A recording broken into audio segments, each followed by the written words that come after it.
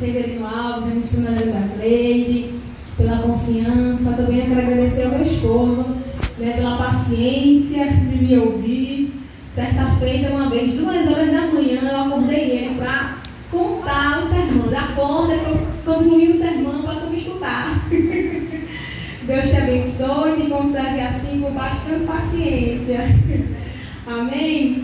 Nós acabamos de ler, irmãos, uma passagem que vai falar exatamente sobre a tentação de Jesus no deserto. E como é de costume, eu sempre trago um tema nas minhas ministrações. E o tema nessa noite é o seguinte: como vencer a Satanás. Nós vamos aprender com Jesus como vencer o diabo. Nós vamos aprender na palavra do Senhor quais são as estratégias que o diabo usa para tentar nos destruir. E qual foi a arma que Jesus usou para vencê-lo? Amém? Glória a Deus. Vamos lá. A gente leu no Evangelho, aqui segundo Mateus capítulo 4. E vamos entender um pouquinho o contexto antes de chegar na tentação. Jesus tinha acabado de ser batizado no Rio Jordão por João Batista. Em seu batismo que foi confirmado por Deus. No capítulo 3 de Mateus, diz, capítulo 3, versículo 16 e 17, diz que após Jesus sair do Rio Jordão, após ser batizado, abriram-se os céus. O Espírito de Deus desceu em forma corpórea, em forma de pomba, sobre Jesus. E uma voz bradou do céu, dizendo: esse é o meu Filho amado, a quem me comprazo. Aleluia. Jesus, ele sai das águas do Rio Jordão, amparado pela bênção de Deus. Mas ainda assim, ele não começa o seu ministério público, curando os enfermos, pregando, ensinando sermões, expulsando os demônios. Ainda assim, ele não começa o seu ministério público. Jesus, ele começa o seu ministério expondo a estratégia do inimigo. Ele começa o seu ministério desmascarando o diabo no deserto. E não existe lugar perfeito, mais perfeito para ele começar. Jesus, ele já começa vencendo. E detalhe, no deserto.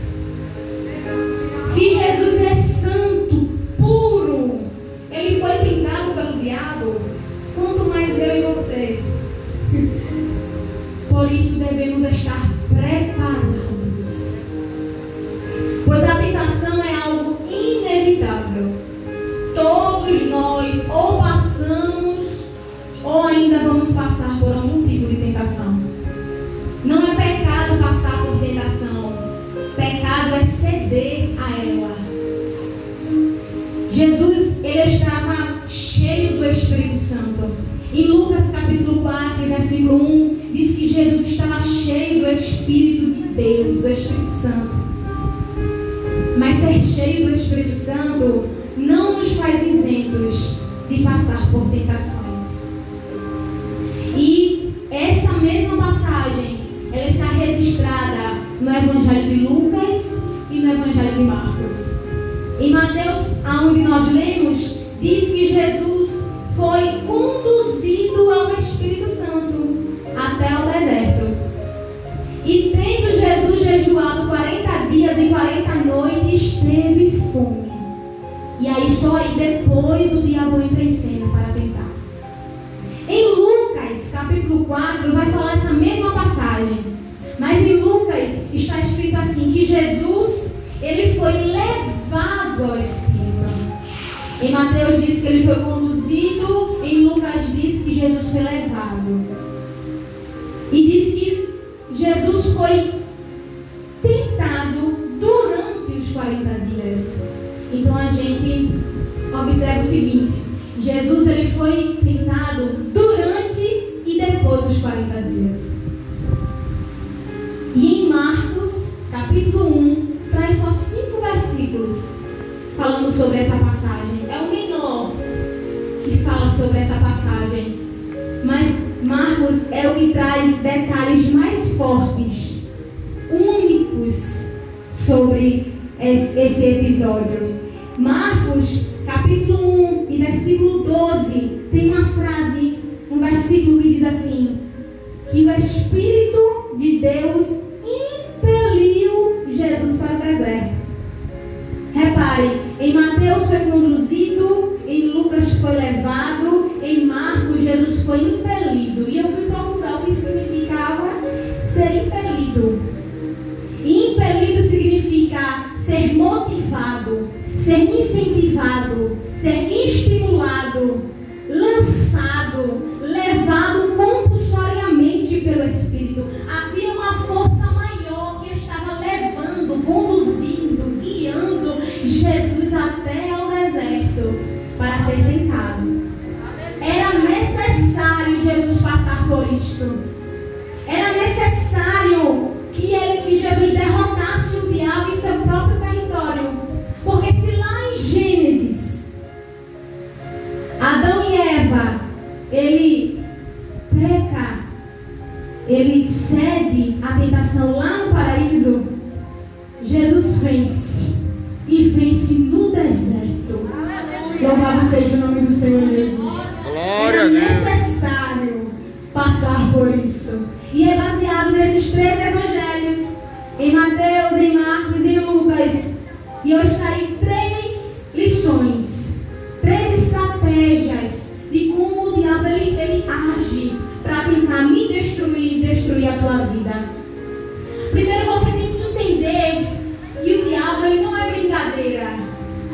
Ele não é um mito. O diabo é um ser. Ele é um anjo caído. A Bíblia compara com uma serpente traiçoeira, astuciosa, príncipe desse mundo, Deus desse século, o espírito que atua nos filhos da desobediência. O diabo age sem trégua e está sempre em ação. E a primeira estratégia dele é a seguinte: ele ataca primeiramente os nossos pontos fracos. No versículo 2, por favor, vamos acompanhar essa passagem em Mateus capítulo 4, versículo 2, diz assim: e tendo jejuado 40 dias e 40 noites, depois teve fome. 3, por favor.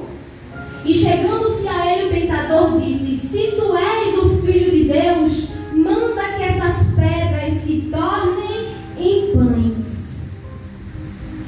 40 dias de jejum no deserto deixaram Jesus faminto. E Jesus, quando ele veio aqui na terra, ele era 100% homem e 100% Deus. E sendo 100% homem, ele sentia o que nós sentimos: fome, tristeza, alegria. E nesse momento, eu posso dizer que o ponto fraco de Jesus como homem, como carne, nesse momento o ponto fraco era a barriga, era a fome. E foi exatamente pelo tópico pão que o diabo ele começou a atacar. O diabo chega para Jesus e disse: se tu és o Filho de Deus, manda que essas pedras se tornem pão e come. Eu quero que você pare 5 segundos para lembrar. Não precisa falar para ninguém, não. Só lembra. Qual é o teu ponto fraco? O que é que mexe com a tua estrutura? Pensou? Lembrou? Pois se prepare. Vigie. Porque é exatamente aí que o diabo ele vai tentar te derrubar. O que está vazio em você? Qual é o seu ponto fraco? Vigie. O diabo, ele vai tentar, ele sabe aonde é o meu ponto fraco, onde é o teu ponto fraco. E ele vai tentar justamente aí, para nos tirar da presença do Senhor. O que eu posso fazer? Reconheça as suas fraquezas, as suas limitações. Não existe super-homem, não existe Mulher Maravilha. Reconheça que você é falho. Peça ajuda do Senhor.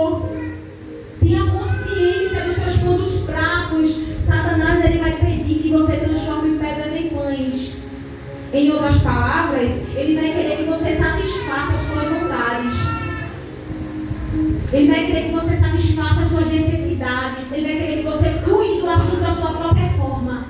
Que você tome para si e deixe Jesus de fora e deixe Deus de fora. Qual foi a resposta de Jesus para Satanás? Está no versículo 4. Jesus respondendo disse: está escrito, nem só de pão viverá o homem, mas de toda a palavra que sai da boca de Deus. Jesus nos ensina que a primeira lição de como vencer o diabo é pela palavra de Deus. Aleluia. Em Salmo 119 e o verso 105 diz que lâmpada para os meus pés é a tua palavra e luz para o meu caminho. É a palavra do Senhor que vai nos dar a direção, que vai nos mostrar o melhor caminho, aonde a gente vai prosseguir, por onde a gente vai entrar, por onde a gente vai sair. É pela palavra do Senhor. Como iremos nos comportar? É pela palavra do Senhor. A palavra de Deus é a bússola do cristão. Não tem como vencer as tentações sem estar firmado na palavra de Deus. Segunda estratégia do inimigo para tentar nos destruir está no versículo 5. Mateus 4 e 5, que diz assim: então o diabo transportou a cidade santa e colocou sobre o pináculo do templo. E o versículo 6: e disse-lhe: se tu és o filho de Deus, lança-te daqui para baixo, porque está escrito: e aos teus anjos dará ordem a teu respeito, e tomar-te-ão nas mãos, para que nunca tropece teu pé em alguma pedra.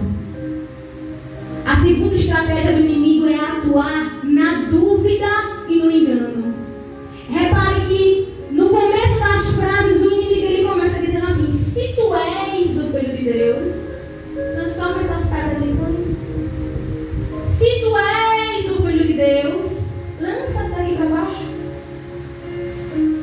Satanás ele tinha ouvido a voz do Senhor ali naquele batismo, dizendo, afirmando, comprovando: esse é o meu filho.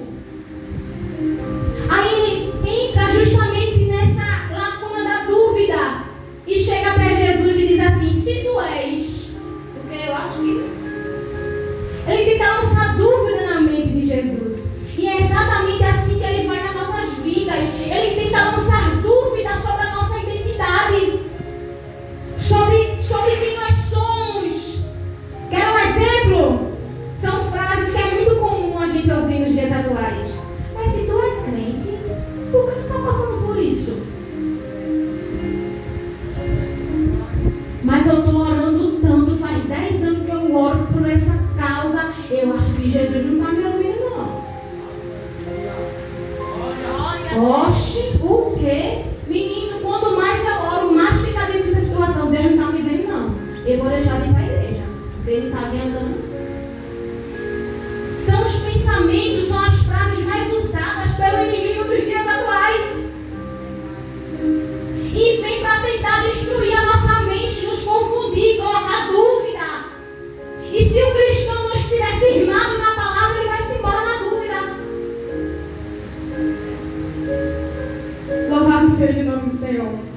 E isso me faz lembrar lá em Gênesis, lá no paraíso, quando a serpente engana Eva. Não foi mesmo assim? Eva está lá no paraíso com Adão. Aí chega a serpente. Aí diz assim: vem cá, é isso mesmo que Deus disse, que tu não pode comer nenhum fruto aqui do paraíso? A dúvida.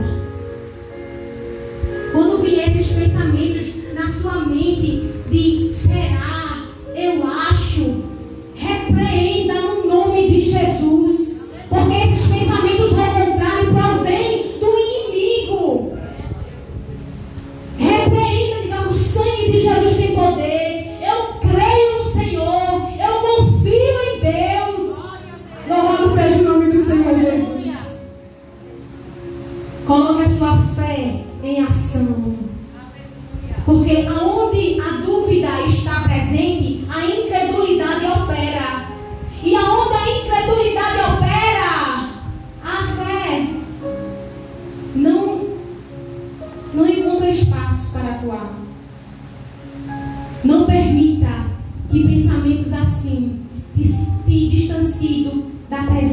Senhor.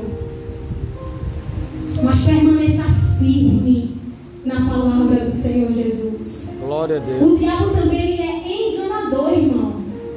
Ele é mentiroso, enganador. O verso 6 diz assim que olha o diabo usando a própria escritura, a própria palavra de Deus para confundir. O diabo ele tenta usar a própria palavra para tentar enganar Jesus. Por isso, irmãos, a necessidade de nós cristãos estar baseado, inteirado na palavra do Senhor. Por isso é tão importante a gente ler a palavra, a gente vir para os cultos de ensino da palavra. Por isso é tão importante a gente estar no culto de doutrina, porque o inimigo ele vai tentar nos enganar de todas as formas. E nós precisamos conhecer a palavra do Senhor para quando ele vir, a gente fazer que nem Jesus, usar a palavra do Senhor para nos defender, para ser vitorioso.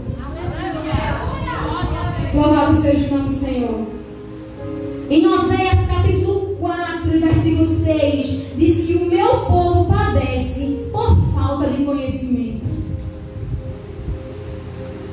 Tem pessoas que querem ser cheias de Deus, mas não vem para uma escola bíblica dominical.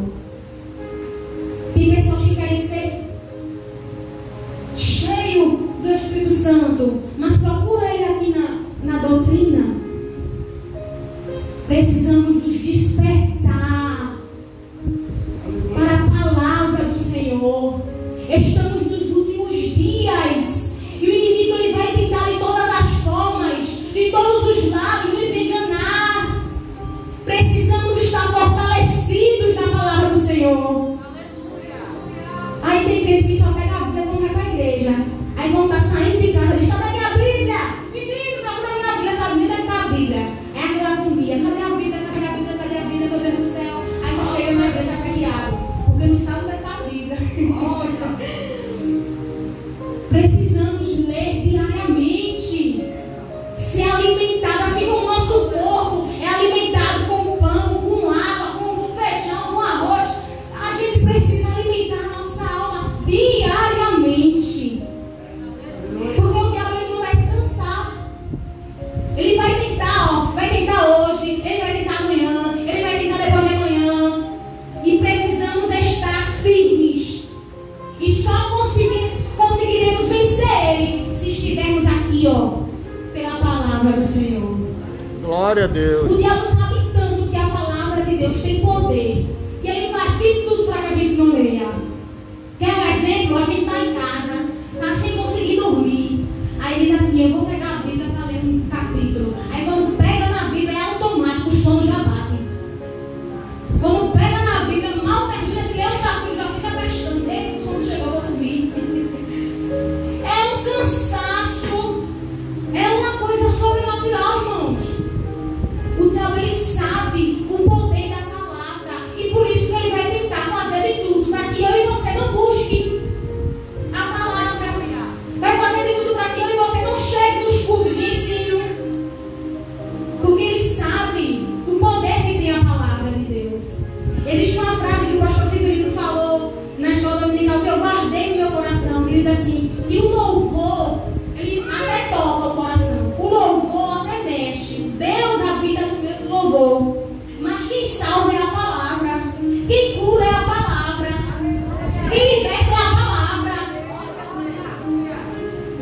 Precisamos nos despertar para a importância da palavra de Deus. Louvado seja o nome do Senhor. Terceira verdade, terceira estratégia do inimigo. O diabo ele quer roubar a minha e a tua adoração. No versículo 8, Mateus capítulo 4, versículo 8, diz que novamente, o diabo não cansa, irmãos. Novamente o diabo leva Jesus, transporta Jesus e leva até um monte muito alto. E mostrou todos os reinos do mundo e a glória deles. O 9 diz assim: e disse-lhe: tudo isso te darei, se prostrado me adorares. A última atacada de faz? Começa com a escalada em uma montanha bem alta. E é isso que o diabo faz. Ele nos promete as alturas, o melhor lugar, o melhor carro, a casa dos sonhos, o dinheiro com facilidade. Tudo que for grande para encher os olhos, o diabo ele vai tentar mostrar. Foi assim que ele fez com Jesus. Essas são as palavras favoritas do diabo: casa grande, carro grande, estabilidade, muito dinheiro. Desconfie do evangelho que só prega bênção, que só prega prosperidade. Porque o evangelho de verdade é cruz, é calvário, é porta estreita. A Bíblia diz que no mundo a gente vai ter aflição mesmo. Em João 16:33 diz que no mundo tereis aflições, mas tem bom ânimo. Louvado seja o nome do Senhor. Os tempos de provação não é tempo para a gente morrer, não. Os tempos de provações são tempos de treinamento, amadurecimento e fortalecimento espiritual. A gente vai sair mais forte, mais firmado. Louvado seja o nome do Senhor. O plano do diabo também é roubar a nossa adoração. Ele quer que a gente deixe a Cristo, que a gente peque, que a gente se distancie do Senhor e sirva a Ele. E ele deixa isso bem explícito quando diz: se prostra e me adora. É isso que ele quer, que a gente saia da presença do Senhor. Mas nessa noite, em nome de Jesus, não saia da presença do Senhor. Não deixe o inimigo abalar a tua fé. Não deixe ele roubar a tua confiança no Deus da tua salvação. Não deixe o inimigo roubar a esperança do teu coração. Fale como Jó: sei que meu Redentor vive. Ele vive. Louvado seja o nome do Senhor.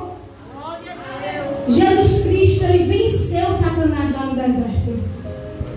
E Jesus Cristo é poderoso para nos fortalecer e nos dar também a vitória. Aleluia. O diabo ele fica furioso quando vê a bondade de Deus conosco. Ele fica furioso em ver a nossa adoração. Ele fica furioso quando vê você tentando ali ler, mesmo errando, mesmo lendo errado, mesmo ali juntando as palavrinhas. Eu não sei ler direito não, eu estou me esforçando, Senhor, para ler. Ele fica furioso. Mas quer saber de uma boa notícia? Cristo reina. E Ele é o nosso protetor, nosso provedor. E em Cristo Jesus nós somos mais do que vencedores. Louvado seja o nome do Senhor. Arme-se com a palavra de Deus. A arma que Jesus usou para vencer o diabo foi esta. Foi a espada do Espírito, que é a palavra de Deus. Em Efésios 6:17 está escrito isso. Efésios 6:12 diz que a nossa luta não é contra a carne nem contra o sangue, mas é contra as forças espirituais do mal nas regiões celestiais. Devemos usar as mesmas armas que Jesus usou. Só assim iremos vencer o diabo. Em 2 Coríntios capítulo 10, versículo 4, a Bíblia afirma que as armas da nossa milícia não são carnais, mas sim poderosas em Deus, para a destruição das fortalezas, destruindo os conselhos e toda altivez que se levanta contra o conhecimento de Deus, e levando cativo todo entendimento à obediência a Cristo. Devemos nos revestir de toda a armadura de Deus, para que possamos resistir no dia mal. E depois de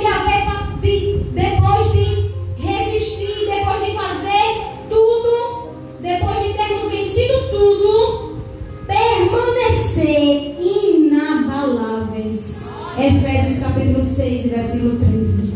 Eu quero convidar a igreja de pé, em nome de Jesus. recebeu essa palavra de bom grado nessa noite? Aleluia. Talvez não seja isso que você queria ouvir neste culto de libertação. Mas foi isso que o Senhor Jesus ministrou no meu coração durante toda essa semana e ao longo do dia também. Se revista da armadura de Deus. Busque a palavra do Senhor. Que haja um despertamento espiritual para buscar ao Senhor na sua palavra. E só assim venceremos o inimigo. Eu quero convidar você para louvar um hino junto comigo. Com a permissão do nosso dirigente, eu posso louvar um hino? Amém. Nada pode calar um adorador. Aleluia. Vamos encerrar esta ministração com esse louvor. Nada pode calar um adorador. Adore ao Senhor Jesus com todo o teu ser, com toda a tua alma. O inimigo ele fica furioso quando vê a gente adorando, porque ele não pode mais adorar. Ele não tem mais esse privilégio de adorar a Deus. Então ele vai fazer de tudo para tentar que eu e você não adorem. Mas vamos nessa noite encerrar este culto, essa reunião, porque o culto permanece em nossos corações. Louvado seja o nome do Senhor.